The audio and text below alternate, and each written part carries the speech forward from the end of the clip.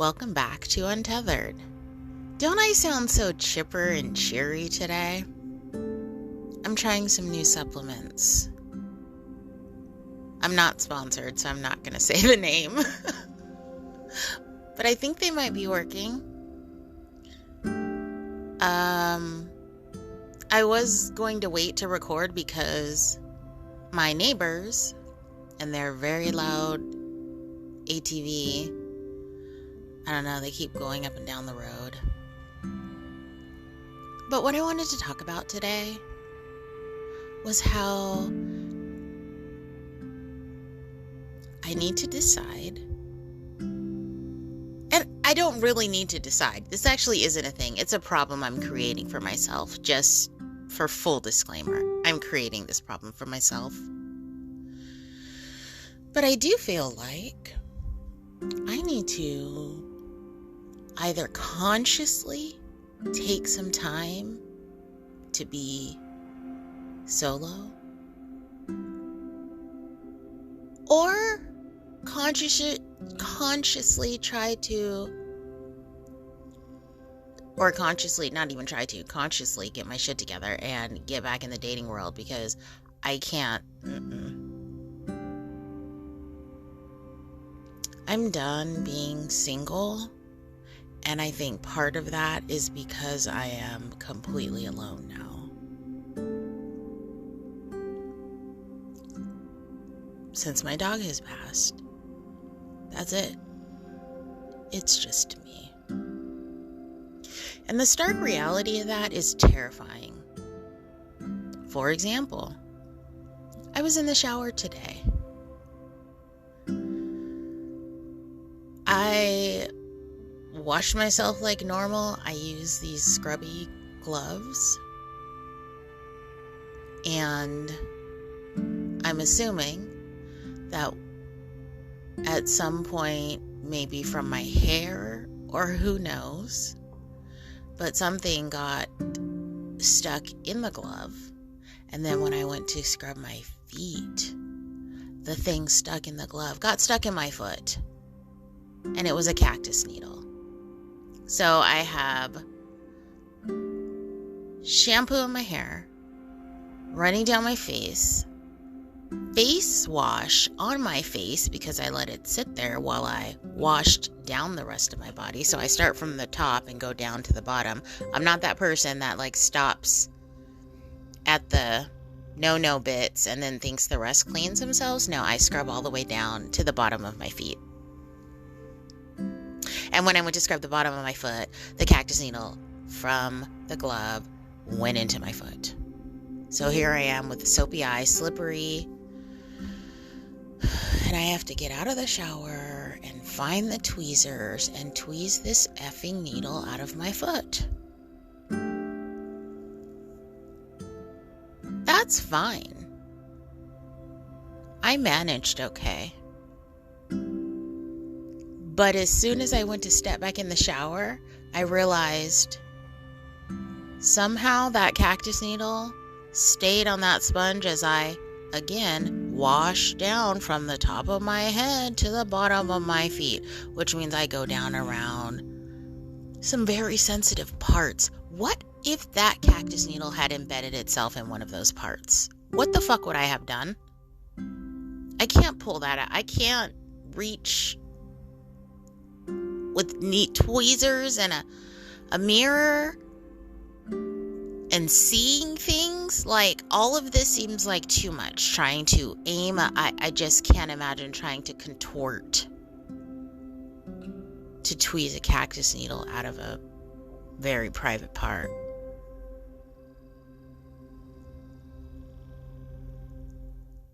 Now I feel like I'm stuck on that I said I can't reach. I want to clarify that I can reach. Oh, and nobody probably even cares about that. But I was thinking trying to reach the tweezers and angle the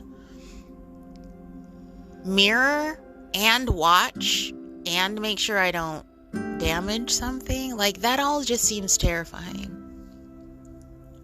And if there was someone else here, they would be able to help me Now, having a dog is not going to help me in that situation, but I think over time I started to feel moral support from that little pup. And I would be more apt to get the situation taken care of in a quick manner because I need to be healthy for my dog versus now, where I would probably lay in bed trying to figure out who I would call and how I would explain this situation to get help.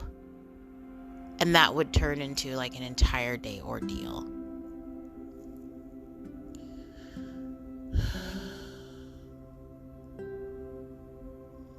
On the other hand, I've been trying to think back to the exact time, the last time that I was completely solo. Not single, but solo, like no other responsibility. Even when I've been single and on my own, I have had pets. Cats, dogs, turtles. So without that,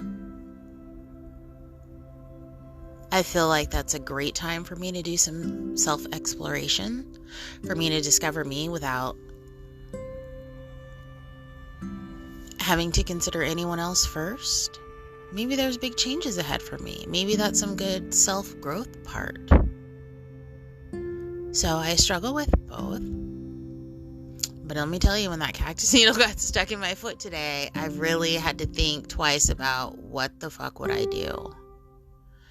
For other stuff, like if I die, I'm fine with that. And I'm pretty sure I've discussed that in another episode. Either the one right before this or the one right after.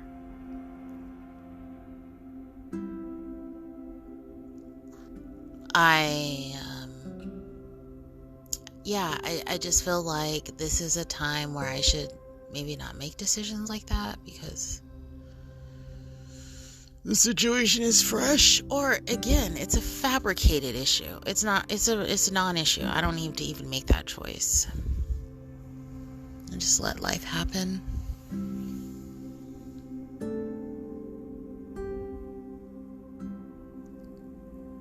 Though I felt very up when I started recording. I was in a lot of tears this morning, multiple times. I'm starting to get better as far as the dog mourning.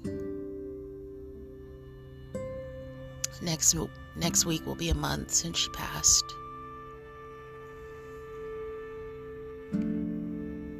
But I still have tough days. And I still go to her grave and say hi and tell her I love her.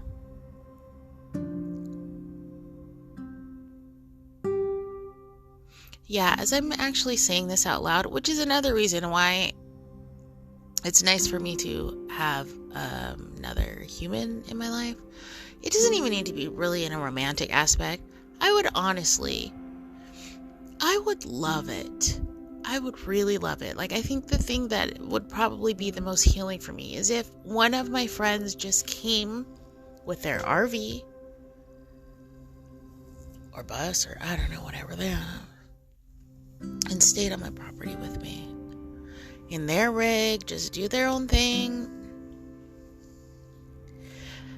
so that I have someone else here to bounce ideas off of. When I'm talking out loud like this, my brain thinks differently than when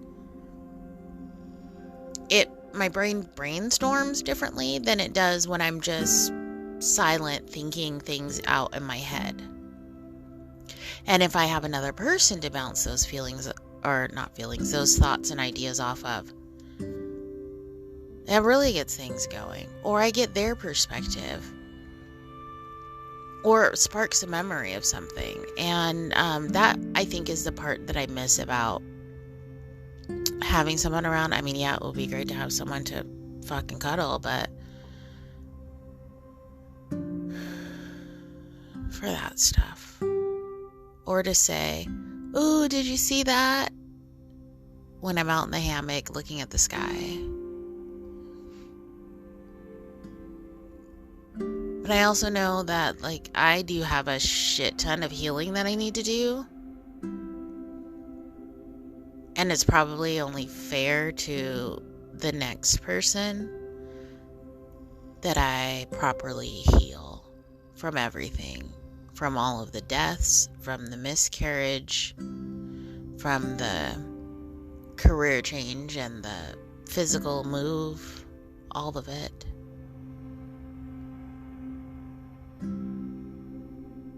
Anyway, I'm done rambling for today. Thanks for listening.